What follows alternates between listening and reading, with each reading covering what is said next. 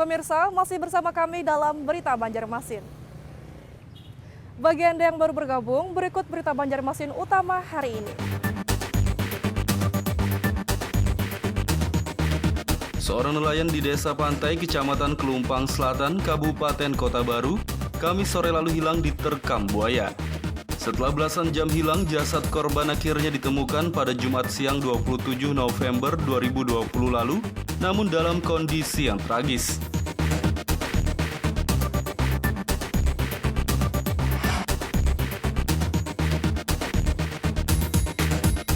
Enam tenaga pendidik atau guru di Kota Banjarbaru dinyatakan positif terpapar COVID-19.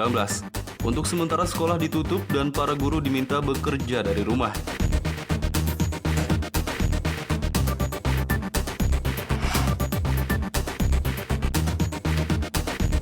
Sejumlah buruh di Banjarmasin beberapa hari yang lalu melapor ke polisi atas perusakan baliho yang mereka pasang di beberapa ruas jalan di Banjarmasin. Diduga ada salah satu oknum anggota DPRD Banjarmasin yang terlibat perusakan baliho tersebut.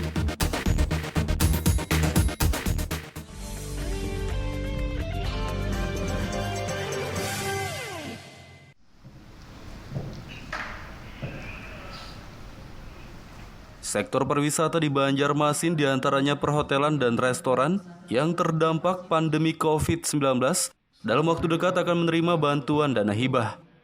Bantuan dana hibah ini merupakan bagian dari Program Pemulihan Ekonomi Nasional atau PEN dari Kementerian Pariwisata dan Ekonomi Kreatif Republik Indonesia.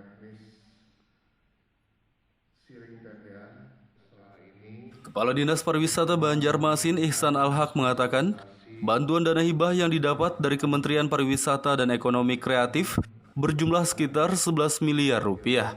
Menurutnya dana hibah itu merupakan bagian dari Program Pemulihan Ekonomi Nasional atau PEN untuk sektor pariwisata. Di antaranya perhotelan dan restoran yang terdampak pandemi COVID-19. Syarat wajib untuk mendapatkan dana hibah ini, hotel dan restoran harus masuk dalam database wajib pajak. Tersebar di Kota Banjarmasin. Nah, itu sudah ada kriterianya yang ditetapkan oleh Kementerian.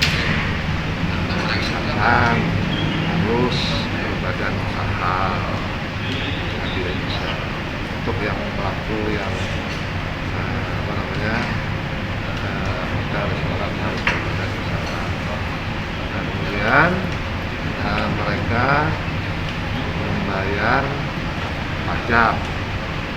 Nah, kalau itu tidak menunggak pajak sampai bulan Agustus. Untuk sementara sudah ada 47 restoran dan 101 hotel di Banjarmasin yang mengajukan bantuan dana hibah tersebut. Dari Banjarmasin, Kalimantan Selatan, Muhammad Lutfi Darlan dan Fudail melaporkan.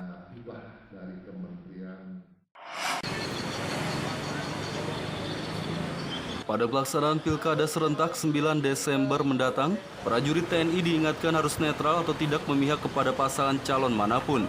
Hal ini disampaikan Pangdam 6 Mulawarman Majen TNI Heri Wiranto saat mengunjungi Makodim 1006 Martapura pada akhir pekan lalu.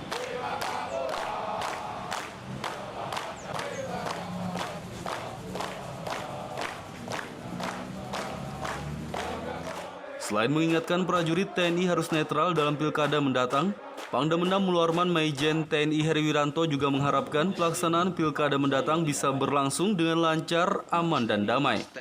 Untuk itu ia menegaskan TNI harus membantu KPU dan Bawaslu dalam pengamanan Pilkada serentak. Sementara itu dalam kesempatan ini ia juga mengapresiasi kasus COVID-19 yang sudah menurun drastis di Kabupaten Banjar. Ia berharap semua elemen masyarakat terus disiplin menerapkan protokol kesehatan guna memutus mata rantai penyebaran COVID-19. Dalam rangka Pilkada serentak yang akan dilaksanakan pada tanggal 9 Desember, tahapan sudah berjalan. Saya ingin meyakinkan kepada seluruh prajurit bahwa prajurit TNI harus netral, ya, tidak berpihak kepada salah satu calon manapun. Kemudian tugas kita adalah membantu KPU dan Bawaslu dengan unsur-unsur kepolisian dalam rangka menjaga agar pilkada ini berlangsung dengan aman, lancar, dan damai. Ini yang kita harapkan. Saya melihat Kodim dengan unsur-unsur yang ada, Koramil, Babinsa, bersama seluruh unsur yang ada di wilayah sudah melaksanakan langkah-langkah itu dengan baik. Sehingga wilayah Kalimantan khususnya Martapura ini penurunannya cukup tajam. Walau sebelumnya angka COVID ini cukup tinggi di wilayah Martapura ini. Dalam kunjungan ini, Pangdam 6 Mulwarman juga meninjau langsung kebun dan kolam ikan yang dibudidayakan oleh jajaran Kodim 1006 Martapura di lahan seadanya.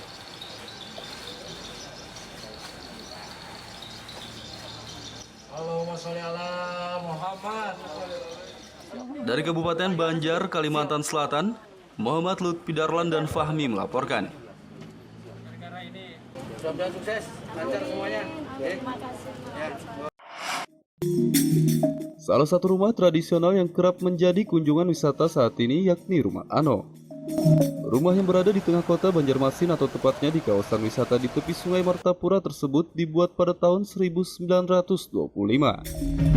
Selain memberikan daya tarik keindahan tersendiri, di dalam Rumah Ano juga terdapat pernak-pernik hasil kerajinan tangan yang patut dikagumi.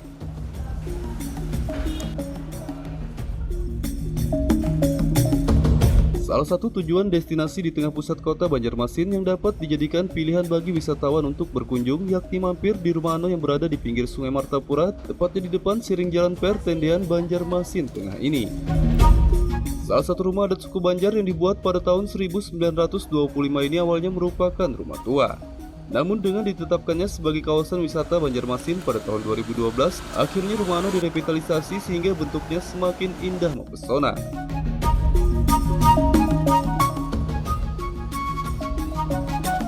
Rumah Ano 1925 yang memiliki khas pada ornamen ini juga termasuk tipologi bangunan rumah Banjar palimasan berdua lantai.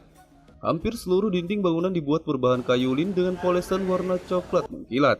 Sekeliling bangunan terpasang sejumlah kaca berwarna sebagai sumber masuknya sinar matahari. Sedangkan pagar dan tangga sekitar pintu masuk bangunan berukir ornamen khas ukiran Banjar.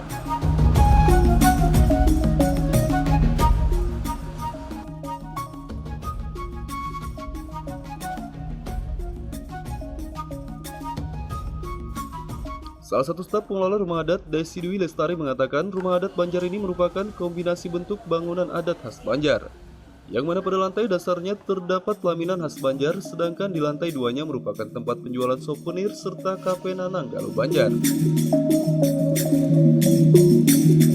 Selain itu, pada rumah ini juga terdapat berbagai macam lukisan indah seperti lukisan pasar terapung dan juga lukisan aktivitas warga di sungai. Biasanya pada akhir pekan rumah ini ramai dipenuhi pengunjung. Menurut filosofi ini Rumah Ano ini dibangun sama pemerintah Hindia Belanda, digunakan untuk peribadahan. Struktur bangunannya dari Gajah Manyusu kombinasi sama Palimbangan. Gajah Manyusu itu untuk bangsawan, keluarga bangsawan. Iya, kalau Palimbangan untuk saudagar. Jadi kombinasi antara bangsawan sama saudagar.